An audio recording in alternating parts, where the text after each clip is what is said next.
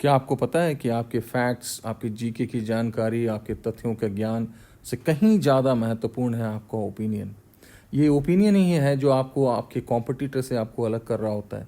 ये ओपिनियन ही है जो आपको एक्स्ट्रा मार्क्स दिला रहा होता है। My dear friends and students, let's become an IAS officer series में आपका स्वागत है। आज मैं ओपिनियन कैसे बनाएं इसके ऊपर जानकारी और कुछ टिप्स दूंगा। और इस वीडियो को जब आप लास्ट तक देखेंगे तो आप अपने अंदर एक नया बदलाव, एक नए पर्सपेक्टिव और एक नए तरीके को सीख रहे होंगे। तो चलिए सबसे पहले देखते हैं कि ये ओपिनियन होता क्या है। When you'll see the dictionary meaning of an opinion, it is written as a personal view, attitude or appraisal.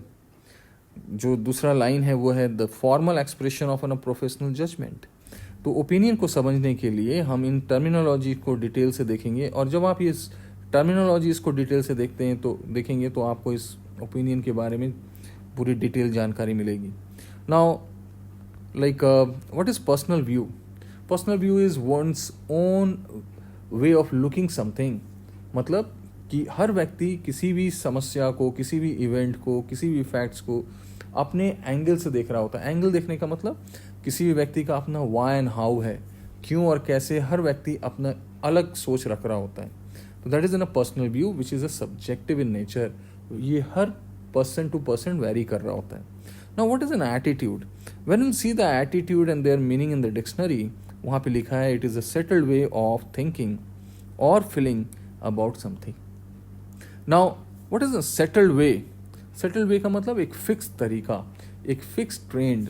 मतलब कि अगर आप किसी प्रॉब्लम को बहादुरी से सामना करते हैं तो ये आप हर समय हर समस्याओं को इसी तरह से सामना करेंगे। ऐसा नहीं है कि आज आपने फाइट किया और कल आपने सरेंडर कर दिया।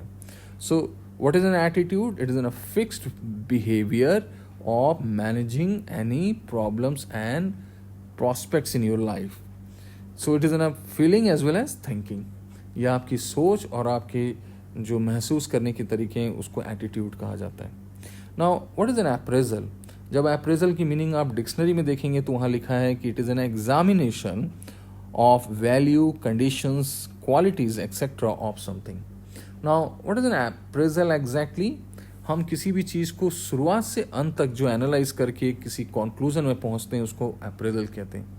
आपने भी सुना होगा कि किसी जॉब में किसी एम्प्लॉय के एक साल के पूरे परफॉर्मेंस को right from the beginning of the month और beginning of the year end to the end of the year, उसके हर साल हर दिन के परफॉर्मेंस को एनालाइज करके उसकी सैलरी में इंक्रीमेंट किया जाता है।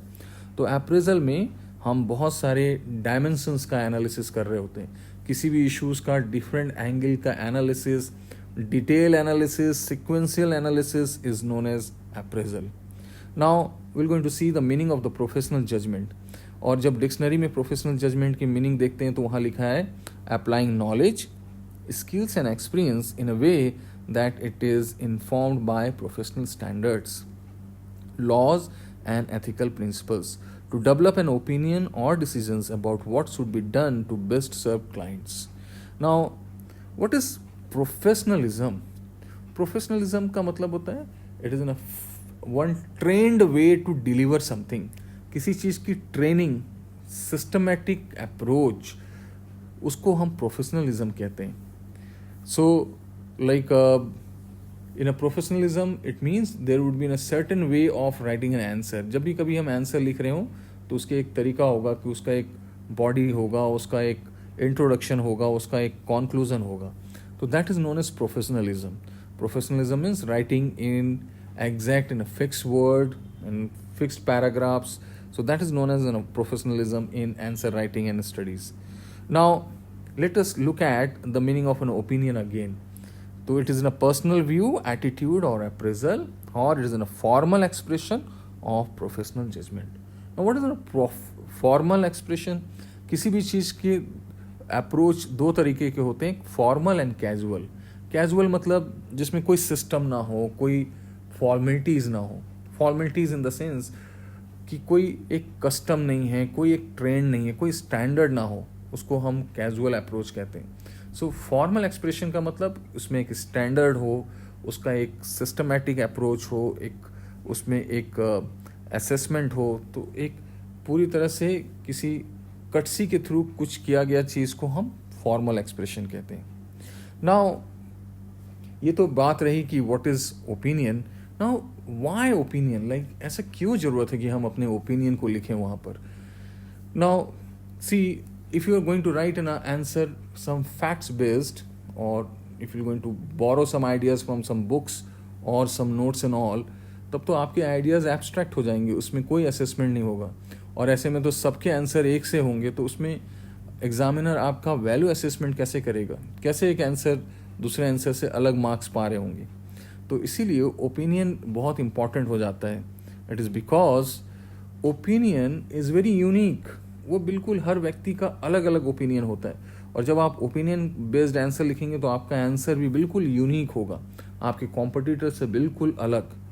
और ओपिनियन ही आपको एक एक्स्ट्रा मार्क्स दिलाएगा, एक अलग कैटेगरी में आपके आंसर्स को रखा जाएगा। And because opinion is one's expression of feeling.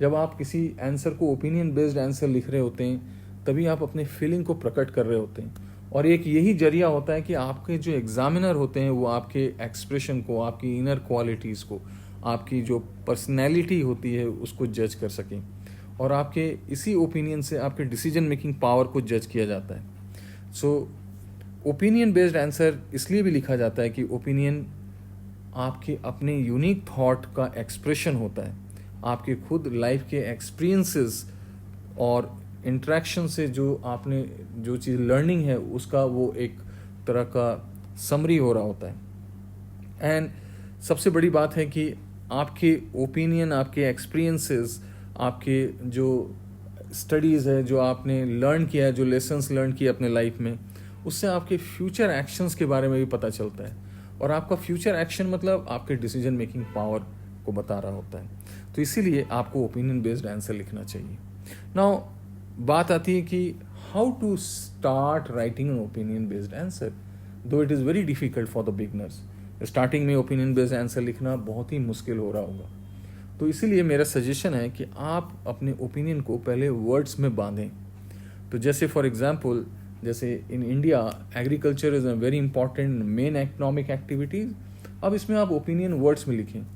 तो जब ये इंपॉर्टेंट एक्टिविटीज़ है तो इसका मतलब है कि देखो, most people derive their livelihood from the agriculture. तो एक लिखो, जैसे एक एक वर्ड में it is a source of livelihood for many.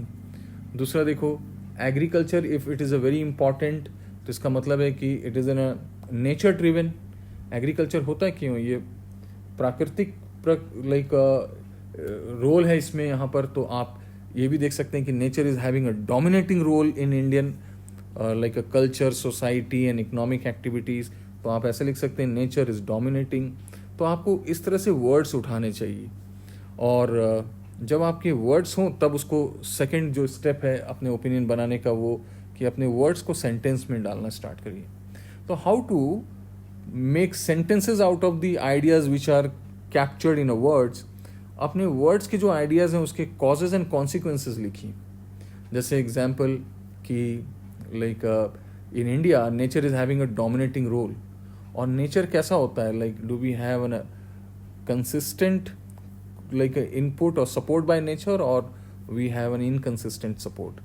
तो ऐसा लिखना है कि as it is a nature driven activity, agriculture is an nature driven activity in India, तो it has an a very volatile like what results.